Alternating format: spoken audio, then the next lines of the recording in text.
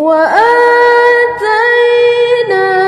موسى الكتاب وجعلناه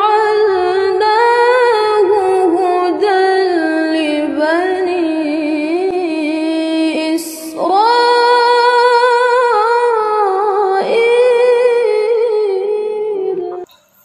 Assalamualaikum warahmatullahi wabarakatuh. Fakta Karomah Wali Kutub Abuya Dimyati Cidahu Pandeglang Banten. Abuya Dimyati Cidahu Pandeglang Banten, sosok ulama karismatik sekaligus pakudana Banten pada masanya. Guru besar mayoritas ulama Banten yang satu ini selain terkenal dengan ilmu agamanya yang tinggi, beliau juga dikenal memiliki karomah kesaktian yang sangat luar biasa. Tak heran jika semasa hidup beliau sangat tersohor hingga penjuru dunia. Bahkan namanya dikenang serta ditulis dengan tinta emas oleh sejarah hingga saat ini.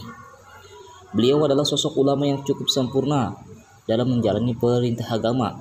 Beliau tak hanya praktek dalam ilmu syariat, namun juga setiap hembus napasnya selalu diisi dengan kehidupan tasyawuf. Tak heran jika beliau dikaruniai karomah oleh Allah Subhanahu wa Ta'ala sebagai tanda kewaliannya, sehingga memperoleh derajat yang tinggi di sisi Allah Subhanahu wa Ta'ala.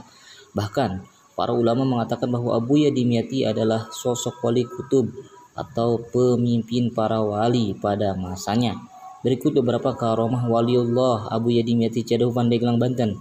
1. Menghentikan dan menundukkan waktu. 2. Menembus ruang dan waktu. 3. Peristiwa aneh menimpa rejim Orde Baru. 4. Memperoleh ijazah semua hizib dan kitab.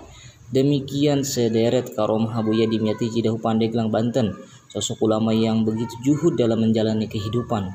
Beliau membuat orang yang melihat lupa segala gemerlap duniawi.